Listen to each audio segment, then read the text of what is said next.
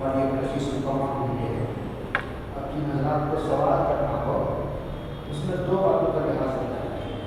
ایک اس بات کا لحاظ رکھا جائے کہ سوال موضوع سے متعلق ہے، اگر تحریر نہ ہو ایک آپ لکھیں تو بہت اچھا ہے، ایسا نہ ہو کہ سوال کے عنوان سے پھر تقریر شروع ہو جائے بہت کم ہے اور ابھی بہت بات حضرت سے سننا ہے، اور ایک ایک لفظ سوچا ہوا سمجھا ہوا سالوں غور کیا ہوا ہزاروں لاکھوں صفحات کا نچوڑا اندازہ لگا میرے ہے۔ ذہن میں ایک بات آ رہی ہے، اب تک آپ کا جو اسی لیے کہا کہ تعارف میرے بہت مشکل ہے، کیا ابھی سوال کی کوئی نقشہ بن سکتا ہے یا اور تھوڑی دیر میں بن سکتا ہے؟ اس میں آپ کی کیا رائے ہے؟ بن سکتا ہے، تھوڑا گلے کو سکون میں مل اچھا جائے، یاد ہے اس کے علاوہ بھی کچھ بات چیت کرنا، بات چیت کل کرنا۔ فرما رہے تھے مولانا سجاد صاحب کی مجلس میں ایک مرتبہ حاضر تھا، حضرت نے فرمایا کہ حضرت فارغ ہو کر آئے، پہلا سال تھا مولانا سجاد صاحب خلیل الرحمن سجاد صاحب کی طرف کا حضرت نے کہا کہ مولوی سجاد جب تک روزانہ 500 صفحات کا مطالعہ نہ ہو اس وقت تک سونا تم پر حرام ہے۔ پہلے دن جب فارغ ہو کر آئے تو پہلے دن بٹھا کر کے حضرت نے نصیحت فرمائی کہ سجاد جب تک 500 صفحات کا مطالعہ مکمل نہ ہو ان پر سونا حرام ہے۔ حضرت نے فرمایا کہ آدمی جو ہے نہ پڑھے تو عامل تو بن سکتا ہے، لیکن عالم ربانی بننے کے لیے آدمی کو پڑھنا پڑتا ہے اور بہت گہرائی سے بصیرت کے ساتھ مطالعہ کرنا پڑتا ہے، اور یہ ایک قسم کا فکری عذاب ہے۔ اللہ توفیق عطا فرمائے۔ جس کو سوال کرنا ہو اب ضرور بھی آپ حضرات آتا رہے گا، سوالات کے جوابات بھی چلتے رہے، کوئی سوال کرنا ہو جی بس کھڑے ہو کر جاؤ یہ جو آپ نے ایک بات کہی ہے سیکولر کھڑے۔ ہے کہ ابتداء کا شکار نہ ہو جائے۔ اب چونکہ ہم بھی دیکھ رہے ہیں ہماری بھی ریاست میں کئی لوگ خود پرستی شروع کر دیے ہیں، اور جو نام یہاں مسلم ریپریزنٹیٹرس ہیں، نمائندے ہیں، ابھی حال میں بھی کئی لوگ مندروں جا کر آئے ہیں، تو مختلف کس طرح رسائی ہو، ان کو کس طرح سمجھایا جائے، اس کا کیا طریقہ ہو سکتا ہے؟ سوال سب یہ کر رہے ہیں کہ جی، سوال بہت ایک اچھا، نہیں کیا جائے، اچھا، تو بول رہے ہیں کہ سوال سنائی نہیں دیا، میں ایک نہیں کرتا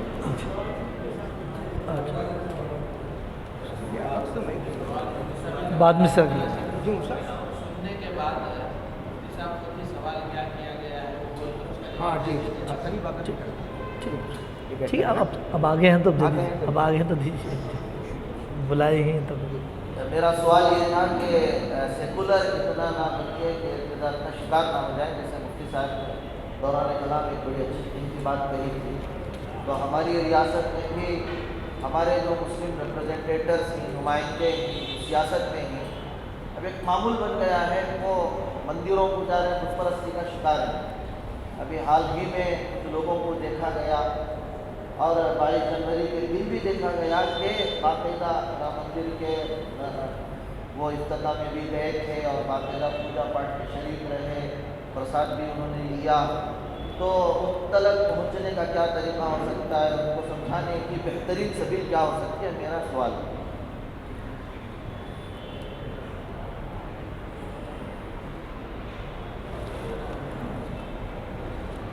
دوران گفتگو جو بات بہت سرسری آ گئی تھی، مولانا نے اس کی طرف اچھی توجہ دلائی۔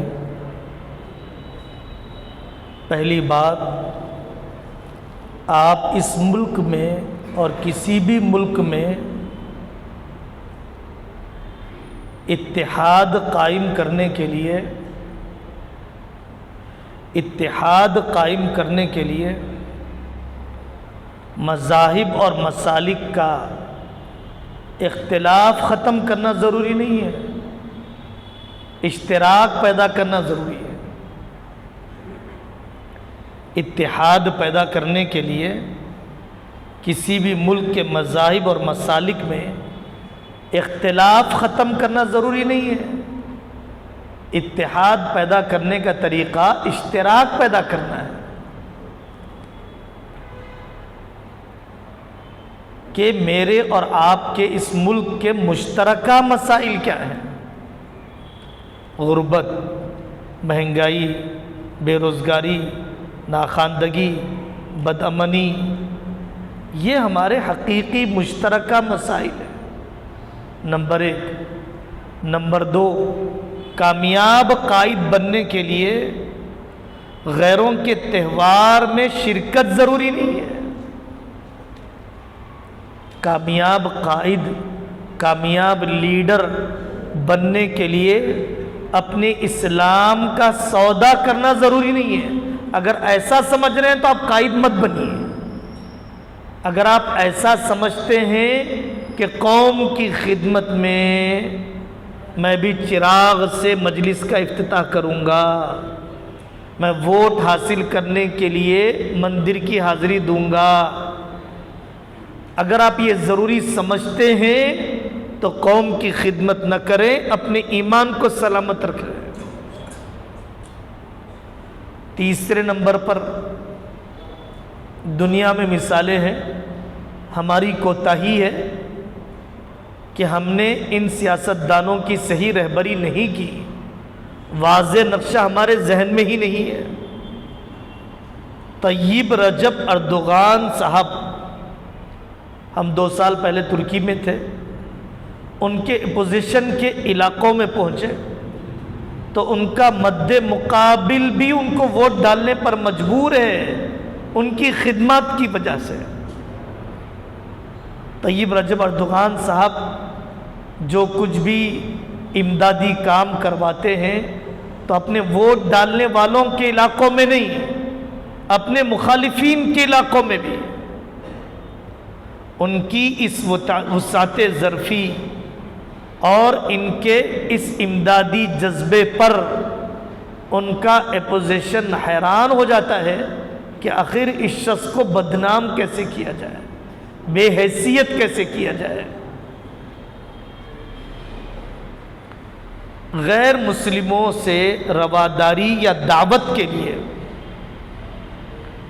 میں آپ سے اہم بات عرض کر رہا ہوں، غیر مسلموں سے رواداری یا دعوت کے لیے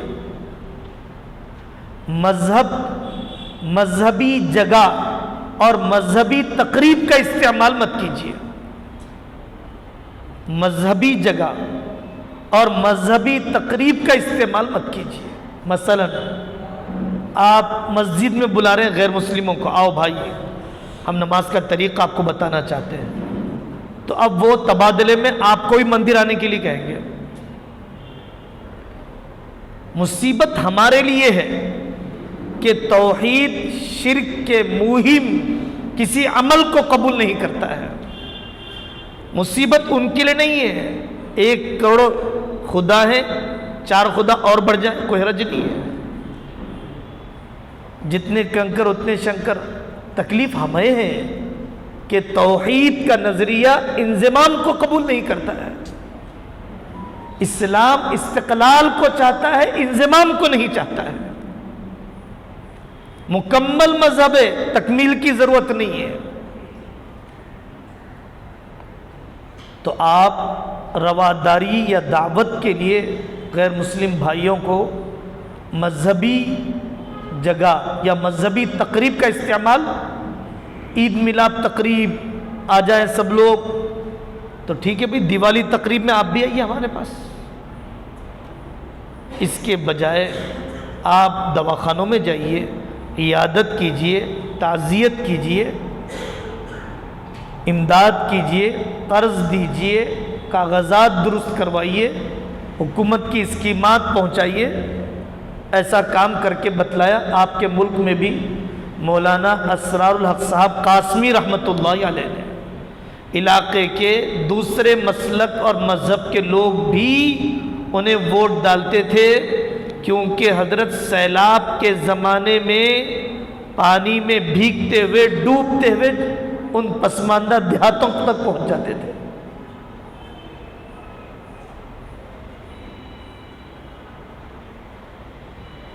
حقیقی تعمیری کام کر کے قائد بنیے، رواجی نمائشی کام کر کے قائد مت بنیے۔ سستی شہرت کی فکر میں مت رہیے، زمینی تعلق قائم کرنے کی فکر میں رہیے۔ جی، اور سیکولرازم کے اصل 2 مفہوم ہیں۔ ایک سیکولرازم وہ ہے جو مسلم ممالک میں کہا جاتا ہے وہ تو مسلم ممالک میں قابل قبول ہی نہیں ہے۔ لا مذہبیت خود ایک مذہب ہے، سیکولر ازم یعنی نامذہبیت، لا مذہبیت خود ایک لا مذہب ہے، لا مذہبیت خود ایک مذہب ہے، ہمیں وہ کیسے قبول ہوگا؟ لیکن اس جمہوری ملک میں سیکولر ازم اور سیکولر ہونے کی ہم کوشش کرتے ہیں، یہ دوسری شدت پسندی کے مقابلے میں، فرقہ پرستی کے مقابلے میں، کٹر پنتھی کے مقابلے میں، تقسیم کی پالیسی کے مقابلے میں، یہ سیکولرزم یہ دوسرے کے مقابل میں طے کیا گیا کہ ہمیں سیکولرزم پر رہنا ہے۔ باقی سیکولرزم تو خود ایک مذہب ہے، کافی کتابیں لکھی جاتی ہیں، اور سیکولرزم کی کوئی تعریف نہیں ہے جیسے دہشت گردی کی کوئی تعریف نہیں ہے۔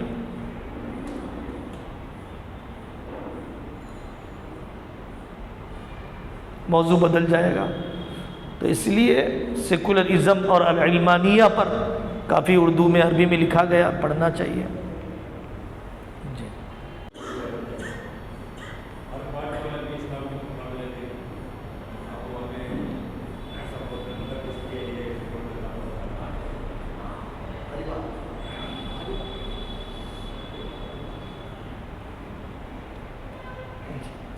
وعلیکم السلام۔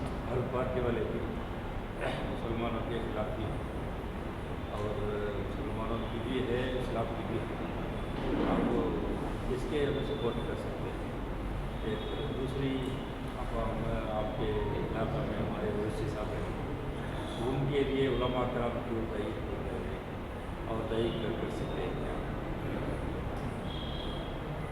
ابھی تو سارے ہی اکابر کی طرف سے واضح طور پر کہا جا رہا ہے کہ جو آئندہ کے الیکشن میں جو اتحاد ہے اپوزیشن کا، اسی کو طاقتور کرنے کی کوشش کی جائے، اور مستقبل میں جو بھی امیدیں وابستہ ہیں انہی سے وابستہ ہیں، اور ان سے درخواست کی جا رہی ہے کہ آپ انڈیا میں جو الائنس اور اتحاد رکھنے والی پارٹیاں ہیں، پورے ملک میں پورے الائنس کی طرف سے ایک ہی آدمی کھڑا کیا جائے، ہر پارٹی اپنے آدمی کو کھڑا نہ کرے۔ یہ بات ان سے کہی جا رہی ہے، اور حضرت نے 22 جنوری کی شام والی بات میں بھی فرمایا ہے، اور جہاں تک آپ نے فرمایا کہ اسلام اور کفر، اسلام اور مسلمانوں کے خلاف تو سبھی ہیں، اس میں کوئی شک نہیں ہے، لیکن جن لوگوں کو آپ اسلام کا نمائندہ سمجھتے ہیں، آپ نے بعض کا نام لیا، تو آپ ان کو اسلام کا نمائندہ صرف پارلیمنٹ کی گفتگو کو سن کر مت قرار دیجیے، یا ان کے ظاہری حلیے کو دیکھ کر اسلام کا نمائندہ قرار مت دیجیے۔ آپ ان کی پرجوش گفتگو سے متاثر ہو کر اسلام کا نمائندہ قرار مت دیجیے۔ آپ کبھی ان کے علاقے میں، ان کی بستی میں، ان کے آس پاس رہنے والے اکابر علماء سے اطمینان تو حاصل کیجئے کہ واقعی آپ 55 سال سے ہیں، کتنے مدرسوں کو بچایا، کتنی مسجدوں کو بچایا، کتنے اوقاف کو بچایا، کون سی تعلیمی سطح میں ترقی ہوئی، اور کیا رکاوٹیں آپ نے قائم کی۔ میں آپ سے بہت واضح کہتا ہوں، مولانا رفیع صاحب سے محبت اور تعلق کی وجہ سے ہم لوگ میڈیائی دنیا کے ذہنی غلام بن چکے ہیں۔ مطالعے میں، فہم میں، شخصیات کو دریافت کرنے میں، شخصیات کو سمجھنے میں، شخصیات تک پہنچنے میں، افادے میں، استفادے میں انحصار کے ایسے جرم کے مرتکب ہیں کہ ہم زمینی کام، زمینی حقائق، مشافہتاً ملاقات، مشافہتاً روابط، مشافہتاً مواصلات ہم چاہتے ہی نہیں ہیں۔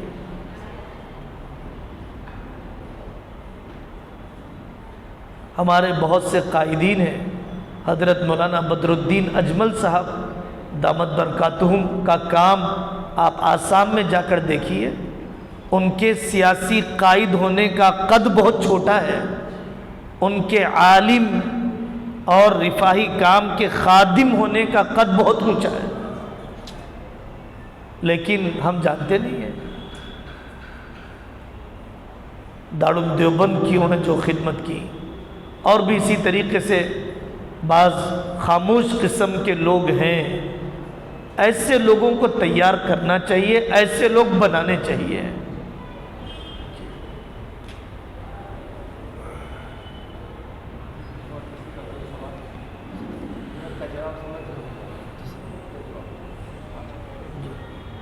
جی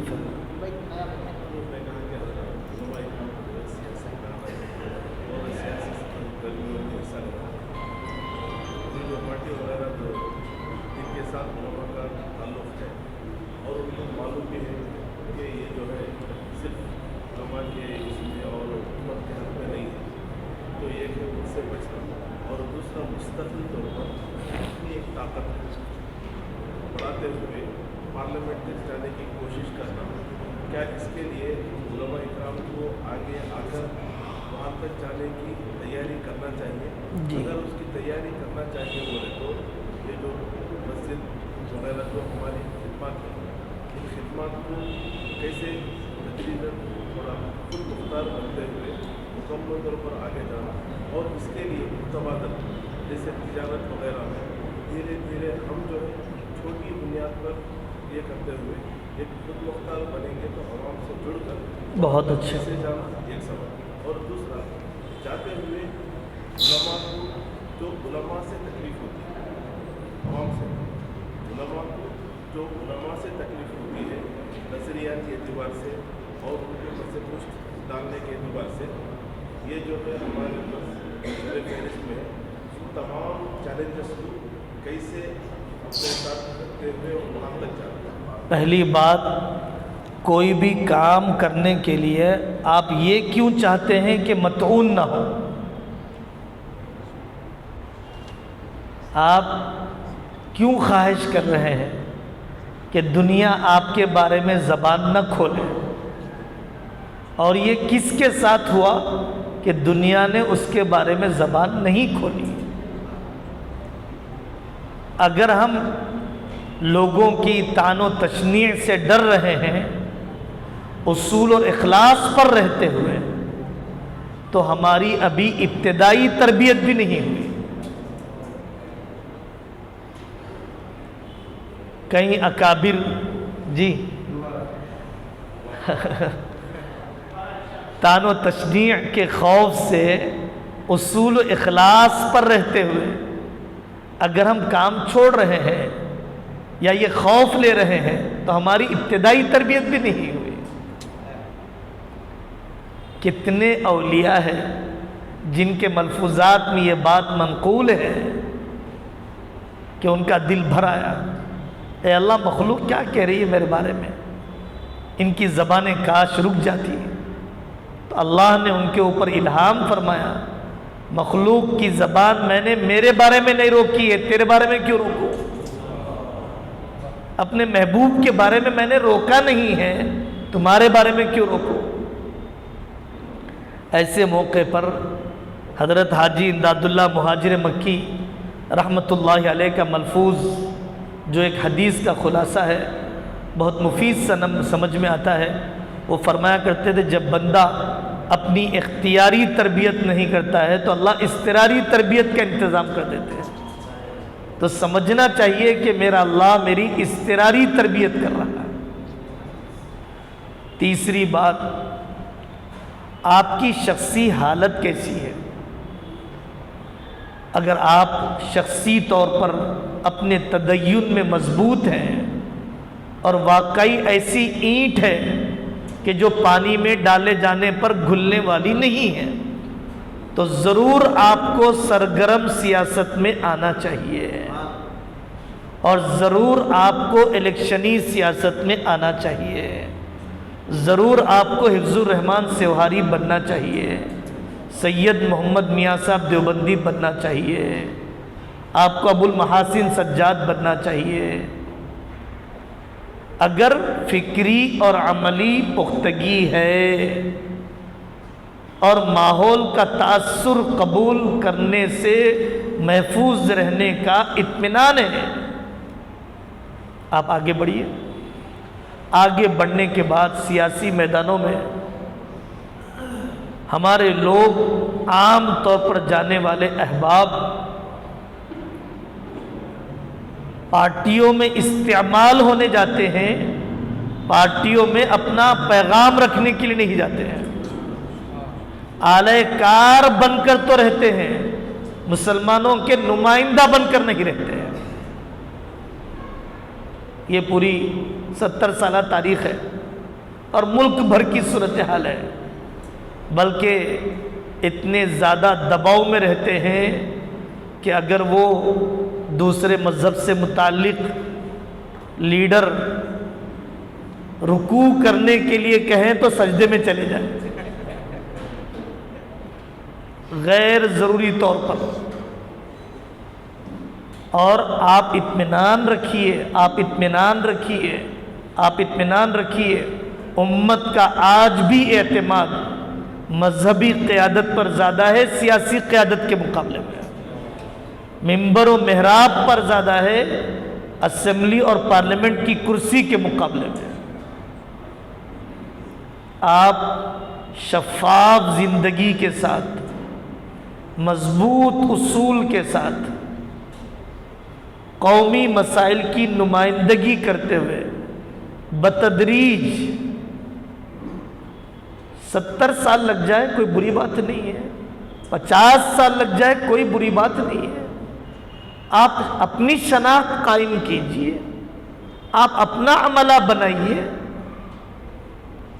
طیب اردوغان صاحب آج کھڑے ہوئے ہیں، ایک الیکشن کا نتیجہ ہے، ایک نسل کا نتیجہ ہے۔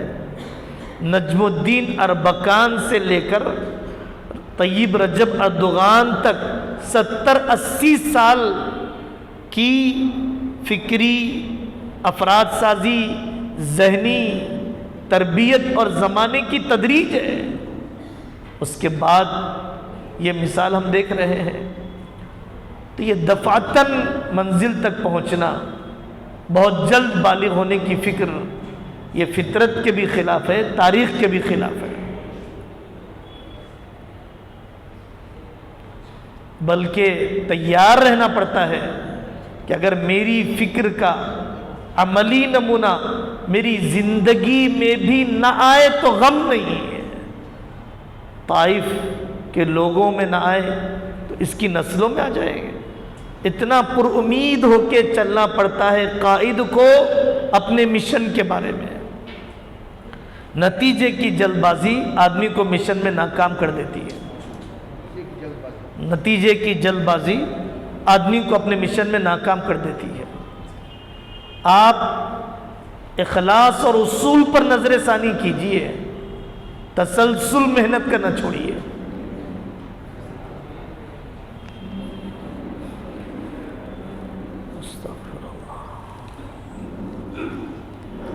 بعد میں سے بڑھ جائیں، ناشتے کے بعد بڑھ جائیں۔ اچھا اچھا، ابو المحاسن سجاد صاحب پر کوئی کتاب جمعیت علماء ہند نے مستقل 100 سال پر 700 صفحے پہ کتاب چھاپی ہے، میرے ساتھ بھی موجود ہے ابھی سفر میں۔ ابو المحاسن سجاد صاحب، اور بہت چھوٹا ایک گروپ بنا دیجئے واٹس ایپ، میں انشاءاللہ پوری کتابیں ڈال دیتا ہوں۔ ان سب علماء کا مقالات بھی مانگ رہے ہیں جو وہ تھے، جی وہ بھی ڈال دیں گے، واٹس ایپ گروپ بنا دیں آپ تو انشاءاللہ سب ذخیرہ ڈال دیں گے۔ وہ جو 8 مقالات ہوئے تھے حیدرآباد میں وہ مرتب ہے انشاءاللہ، اس کی ہارڈ کاپی بھی انشاءاللہ دے دیں گے۔ جی جی جی بس آرام سے آرام سے، ابھی تھوڑی دیر کا کام ہے، تھوڑی دیر کا کام ہے۔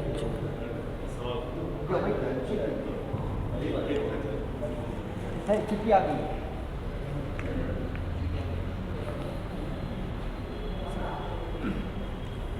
وعلیکم السلام۔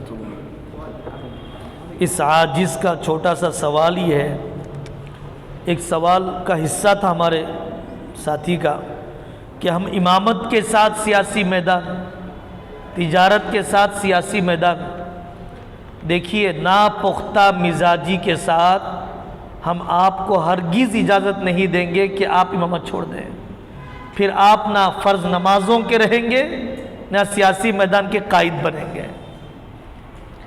اس لیے ایسا کوئی سبز باغ ہم بتانا بھی نہیں چاہتے ہیں ناپختہ مزاجی کے ساتھ۔ پارلیمنٹ نہیں بدل سکا، مکتب بھی قائم نہیں کر سکا، جو خدمت بس کی تھی وہ بھی ہاتھ سے نہ نکل جائے بہت اونچے منصوبوں کے نتیجے میں۔ جی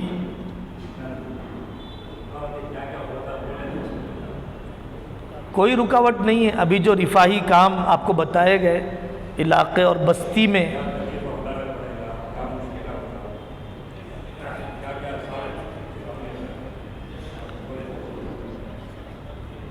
جی سیاسی نظریات کے اعتبار سے علاقائی علماء کرام کا کیا کردار اور رول ہونا چاہیے۔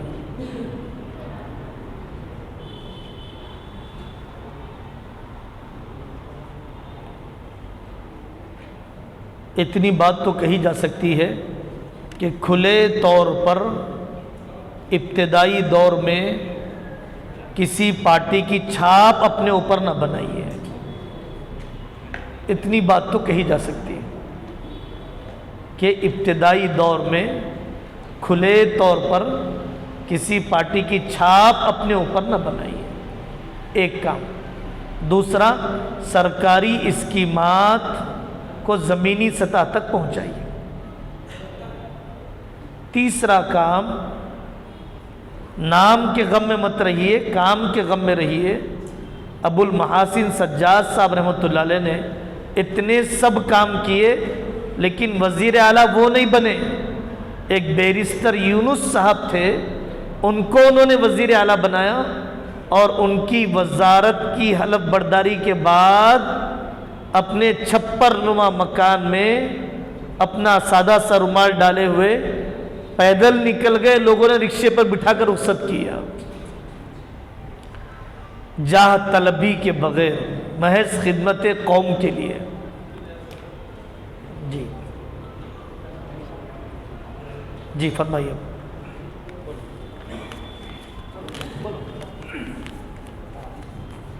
آپ نے ایک بات کہی کہ قائدین کی کمی نہیں ہے بلکہ اعتماد کی کمی ہے، لیکن یہ میرا تجربہ ہے، ہو سکتا ہے دوسروں کا بھی تجربہ ہو کہ قائدین ہی آئی موقع پر راستہ بدل دیتے ہیں یا خود وہ اپنے کارکنان پر اعتماد نہیں کرتے، ایسے موقع پر کیا کیا ہے؟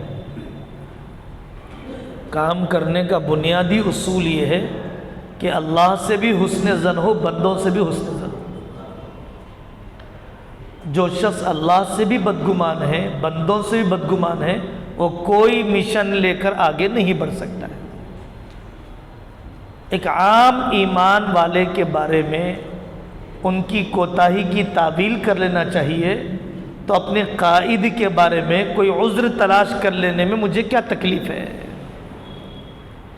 ایک عام مسلمان کی کوتاہی پر تعویل کا حکم ہے، تو پھر اپنے قائد کے بارے میں کوئی مناسب توجیہ کر لینے میں مجھے کیا تکلیف ہے؟ نمبر 3، جو کام اب ان کی طرف سے کہے جا رہے ہیں وہ تو کر کے بتائیے نا صاحب۔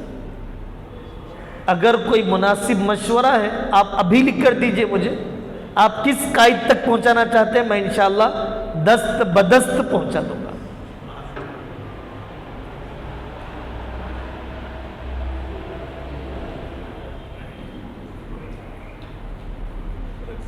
جی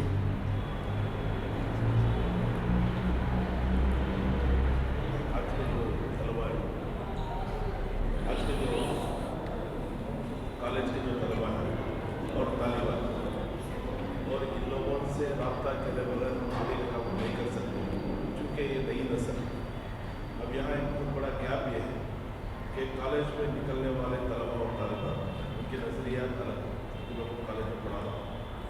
तो उनके नज़रियात अलग है।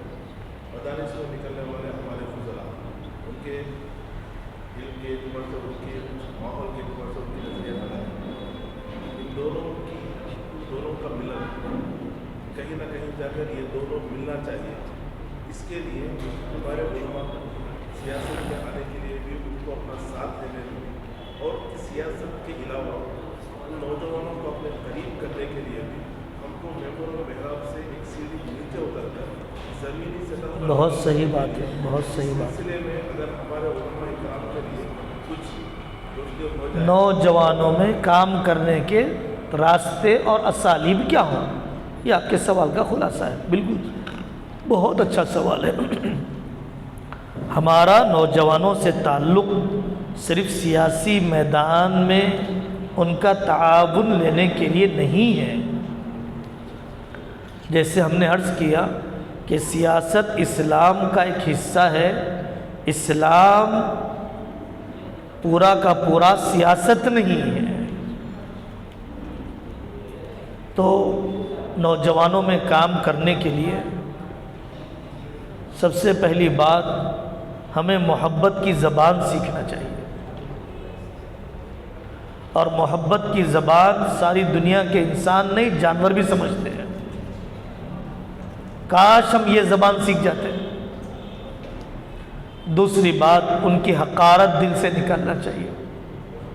उनके फिस्को फजूर पर उनको हल्का न समझा जाए। तीसरी बात, हिम्मत बंधाने वाले मज़ामीन कहे जाए, सब्र के मज़ामीन न कहे जाए। अल्लाह की मदद, नुसरत, हिम्मत बंधाने वाली बातें कही जाए। संडे क्लासेस के ज़रिए से, इवनिंग क्लासेस के ज़रिए से, ट्यूशन सेंटर्स के ज़रिए से, जिम कायम करने के ज़रिए से, स्पोर्ट्स का मैदान बनाने के ज़रिए से उन लोगों से रवाबित मुस्तहकम करने चाहिए। जवानी की कमज़ोरियाँ, बुरी आदतें, मुआशिक़े की लत, इन सब मसाइल का वाज़े हल हमारे जहन में होना चाहिए। दो टोक हल हमारे जहन में होना चाहिए। इश्क बाजी का, बुरी लत का, जिस्मानी कमज़ोरियों का हमारे जहनों में वाज़े हल होना चाहिए, ताकि वो नौजवान आते ही उसकी रहबरी की जाए।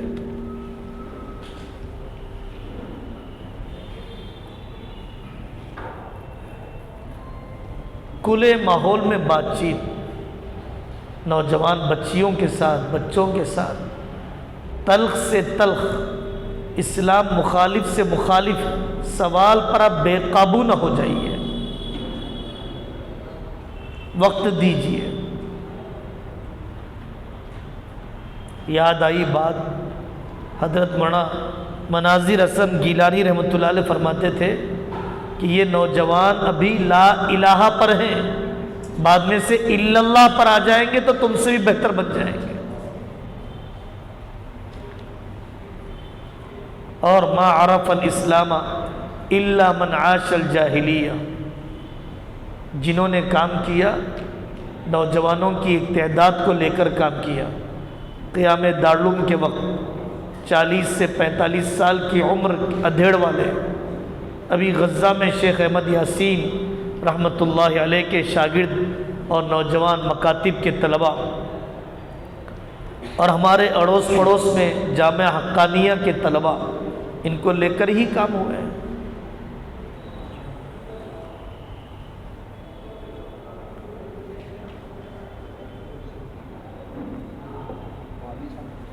सिर्फ यूट्यूब चैनल खोल के ना बैठ जाए बस। नौजवानों में काम करने के लिए यूट्यूब चैनल एक मुआविन है, असास नहीं है।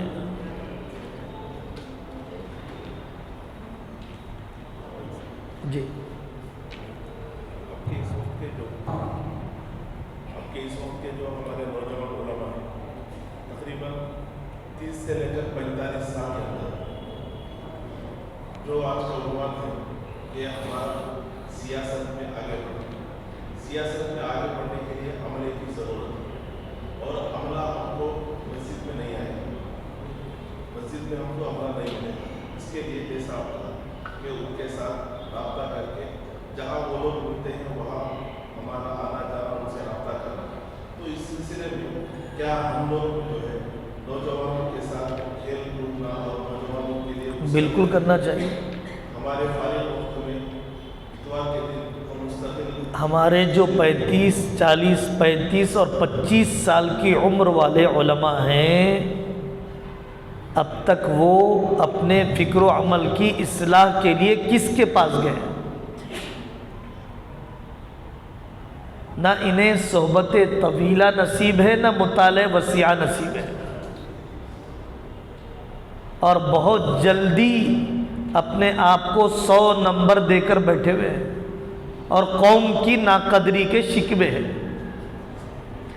आप शिकायती और एहतजाजी मिजाज से आगे नहीं बढ़ सकते। 24 घंटे गम खाया जा रहा है किल्लत तनख्वाह का, मज़ामीन कलम चल रहे हैं किल्लत तनख्वाह के मौजू पर। जिम्मेदारियों का गम कम है, ज़रूरतों का गम ज़्यादा है। ज़रूरतों का गम कम है, ख्वाहिशात का गम ज़्यादा है। इन 25 से 35 साल के उलमा मस्जिद में काम कीजिए। जितने बड़े काम हुए मस्जिद से हुए। महमूद आफंदी रहमतुल्लाहि अलैह, तय्यब अर्दोगान साहब के शेख नक्शबंदी बुज़ुर्ग, उन्होंने काम किया। इस्तांबुल में मस्जिद है, मस्जिद आगा शेखुल इस्लाम, इस मस्जिद से भी छोटी मस्जिद है, मुल्क में इनकलाब बपा कर दिया। वहाँ इलियास साहब रहमतुल्लाहि अलैह ने काम किया। 2 सफ़ की मस्जिद से काम किया। कासिम नानोतवी ने काम किया, छत्ता मस्जिद से ही काम किया। अगर आप 2 रकात की इमामत की नीयत किए हैं तो आप वहीं पर रहेंगे जहाँ पर हैं, लेकिन अगर तमाम शोबाए ज़िंदगी में इमामत की नीयत किए हैं तो वैसे मुक्तदी आपको मिल जाएंगे, मिले हैं, मिल रहे हैं। इमामत के वसी तसव्वुर के साथ, इमामत के वसी तसव्वुर के साथ अगर आप चले। हमारे मौलाना अब्दुल कवी साहब दामद बरकातुहुम, आप जानते हैं, वो मस्जिद के इमाम थे, साल इमाम थे, अभी भी खतीब है उसी मस्जिद के। हमारे और बुज़ुर्ग भी हैं मुल्क भर में, जिनकी मिसाल मैं आपको दे सकता हूँ। इमामत को इन नौफारिगीन दोस्तों ने मीडियाई असरात के तहत अपनी तरक्की में रुकावट करार दे दिया है। तो हमने उनसे पूछा, इमामत छोड़कर कौन सी तरक्की कर ली, बता दीजिए साहब। तिलावत की कौन सी मकदार बढ़ गई, नवाफिल में कौन सा इजाफा हुआ, और कौन सा तजदीदी काम शुरू हो गया इमामत छोड़ने के बाद, और कौन सी कदरदान कौम मिल गई, कौन सा मुकद्दर बढ़ गया। इब्तिदाई दौर में इमामत से बिदकना नफसानी तलबीस है।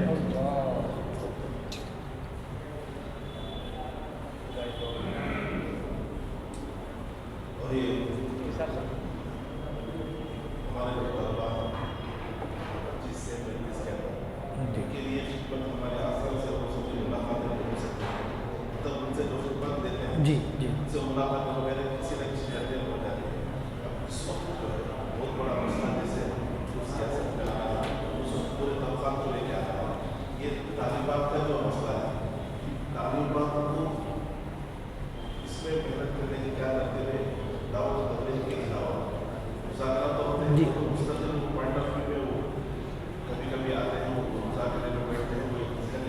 अमले को बनाने में सबसे पहला काम अमले को दीनदार बनाना है। जिस दीन का काम हम लेना चाहते हैं उस दीन के ये तर्जुमान तो बन जाए। पहला काम तदय्युन का है जी। हाँ, ये उसके आप मस्तूरात का इस्लाही मुआशरा की मजलिस मुनाकिद कीजिए। अपनी घरवाली को तालिबात में अपनी आँख बनाइए। اپنی بہن اور اپنی ماں کو طالبات میں کالج کی اپنے ہاتھ پیر بنائیے، اڑوس پڑوس کے فنکشن ہال میں جوڑیے، نامحرم سے مستقل رابطے کے بغیر، اپنے دلی کیفیت کی حفاظت کے ساتھ، دوسرے نکاح کے جھانسے میں لانے کے جذبے کے بغیر آپ ان کالج کی طالبات میں ضرور محنت بڑھائیے۔ جی اور کسی کا سوال جی جی